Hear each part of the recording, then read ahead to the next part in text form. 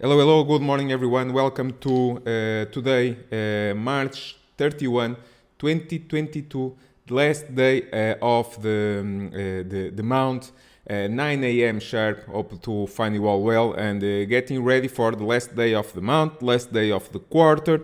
And yeah, time passed by very fast. The first 3 months, not easy at all. But we have been trying to generate cash flow on a daily, weekly, monthly basis, trying to help everyone the best way we can. So looking into these morning futures, we are seeing right now NASDAQ futures. And we have NASDAQ outperforming this morning. It's up around 0.25% early in the morning. We have the SP 500 and the Dow pretty much flat for the day. After yesterday started a small, lots of people start panicking, but a small fade, some profit taking after a strong move that we have been seeing last 2 weeks. So if you follow my early morning videos, okay, so I'm doing this from Monday to Friday, 9 a.m. Briefing. You know that one of the things that I said this week was on NASDAQ to look for this resistance line and looking for some possible fading. So yeah, it worked very well. We had a small fade. Now what?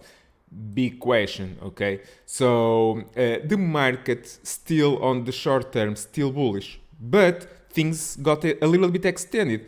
We are going to look for some of the names as Apple, as NVDA, as Tesla, that got way too much extended for the upside. So they need a pause. Okay, some profit taking, some consolidation, some price discovery, but on the short term, we are still above the 8 and 21 day moving average, so we cannot get much bearish while price is still above the 8 and 21 day moving average on the short term.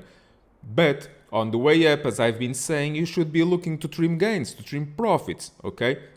And that's exactly what we did. Okay, we took profits and looked for some fading on the market. We played some trades yesterday, some put scalps, worked very well, and we are going to review in a couple of minutes. So looking for NASDAQ, it's still exactly where it should, okay? It's still exactly where it should. So this is the resistance line. Bull case needs to break above these week highs, okay? Break, resume and go back up. So this is for the bull case continuation. But what I'll be looking today, yesterday we had day one on the pullback. One of the things that I usually say is the size of the pullback will give us clues on what the hell is going to happen next, because no one can have a crystal ball to anticipate what the hell is going to happen next. So what I'll be looking first, NASDAQ is going to hold pre-market lows. It's going to hold these lows. If it holds these lows, bull case needs these, okay? Go back above this resistance line, go back above this one, makes new highs, and start breaking above and make new highs for the week.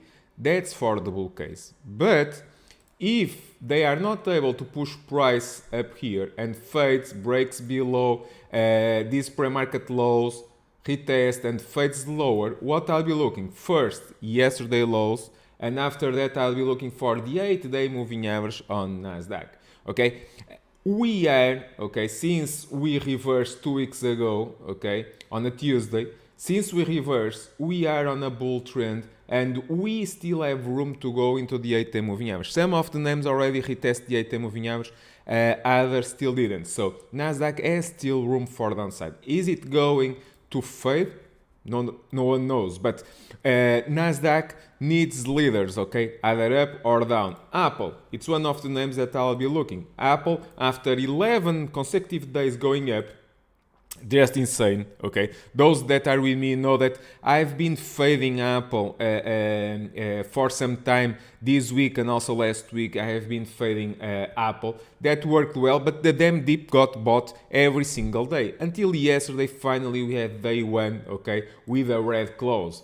What I want to see, it was only that. Yesterday I saw some relative strength and I shared on Twitter. I saw some relative strength around 177. Right now at 178. Okay, so 177, they keep holding these levels.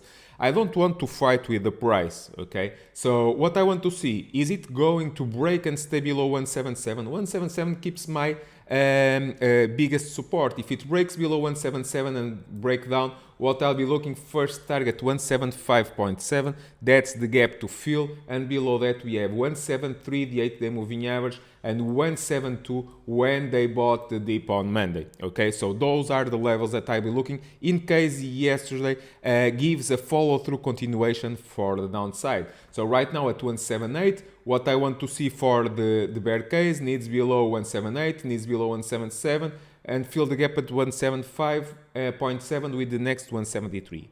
But, okay, we are putting some pressure here on the shorts. So what is going to happen after the market open? Are shorts start going to cover? If they are going to cover, they need to push price above 79. Above 79, okay, we can try to break and make new highs on the week above 179.6. Is that going to happen?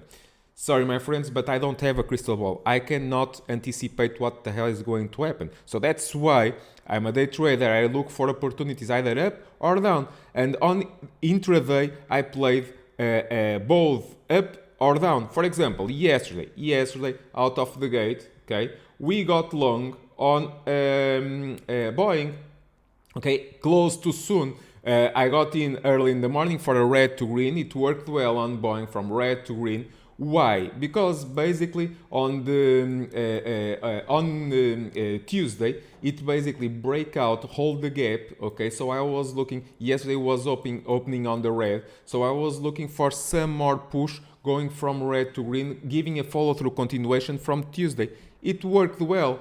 And I basically ride this one close for nice profits just to see it go it even higher some hours later after some news. Okay, so yeah, it worked well. What I want to see right now at 195 on Boeing, is it going to hold above 191, 192? If yes, it can spend some time here for some consolidation. Needs above 197 to try to go into the next level, $200. Boeing, it will be one of the names that I'll be looking. Other one, I played long on Boeing, but for example, I played short on BABA. Okay, I basically short BABA yesterday. When I saw a rejecting on price at 120, okay, if you remember from the PreMarket yesterday on the morning 9 a.m. briefing, I said to look for 120. It was one of the levels. It faded at 120 and 10 cents, faded from there, and I start shorting, and once again I close a bit too soon. I believe I close around here, I believe so.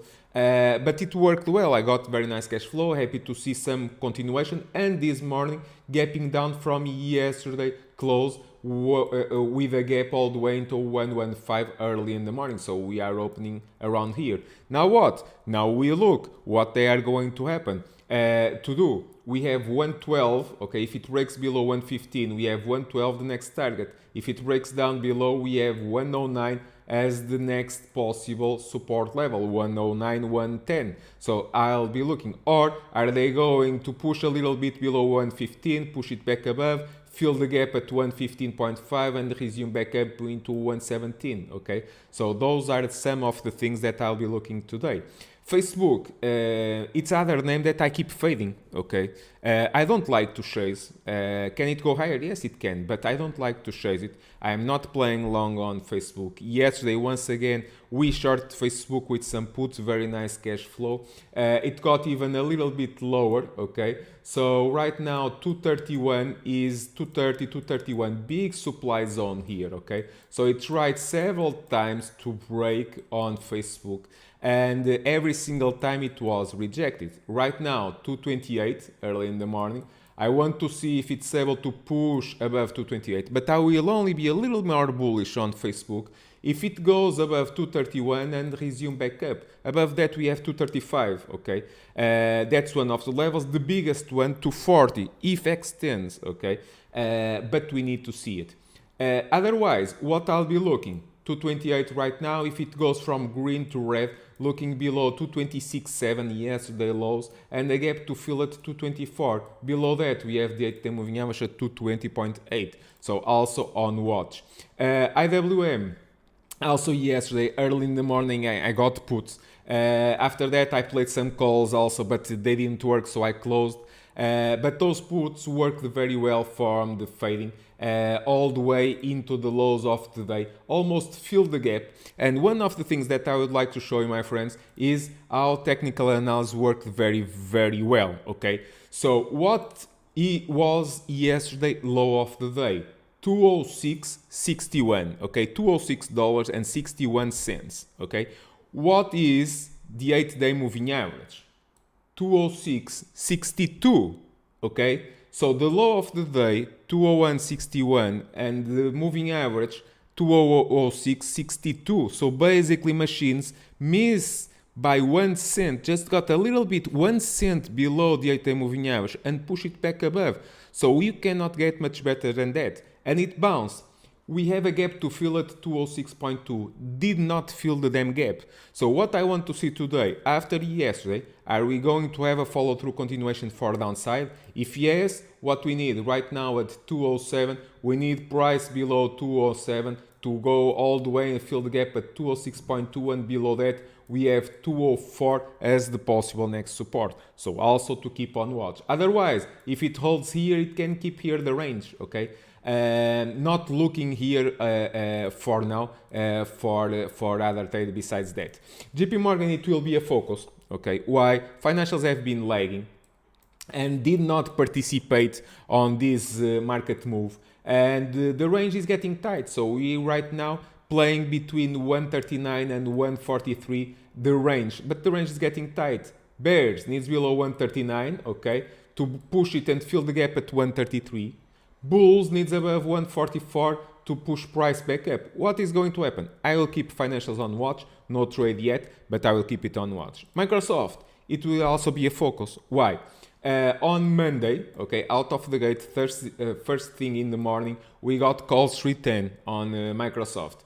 It did well, okay. I closed in 10-15 minutes. I closed the trade for very nice gains, double the money, great, but closed a bit too soon, gone all the way into my second target, 315, okay, and it stalled at 315, okay, it stalled. What do I mean with that? It found sellers at 315, 316. So right now at 314, what I want to see, are they going to break and stay above 315? If yes, if you look for your options chain, on the call side, you see the next biggest level, 320. Look for your options chain. Look for your open interest, and you will see there more than 11,000 contracts there. That will be the next biggest wall, 320. Okay? But yesterday closed a kind of a doji. What does this mean? It means that basically closed at the same level that it opened. So some fight, some indecision here between bulls and bears. Now is time to measure the strength on the bulls and on the bears.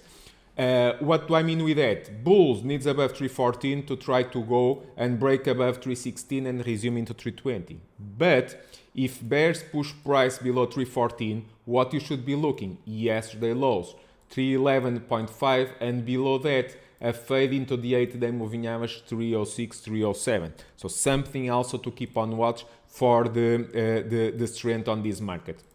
NVDA. NVDA is fading, okay? One of the things that I told you on Monday, told you on Tuesday, told you yesterday, I'm not chasing NVDA up. There is a reason for that, because it was getting extended, okay, from the 8 and 21-day moving average. Now finally fading. Now what? 277 right now, pretty much basically flat, a little bit above yesterday close, pretty much flat. I want to see, it has still some room, 272. I will keep the bull case on the short term on NVIDIA intact while we are above 272, 270.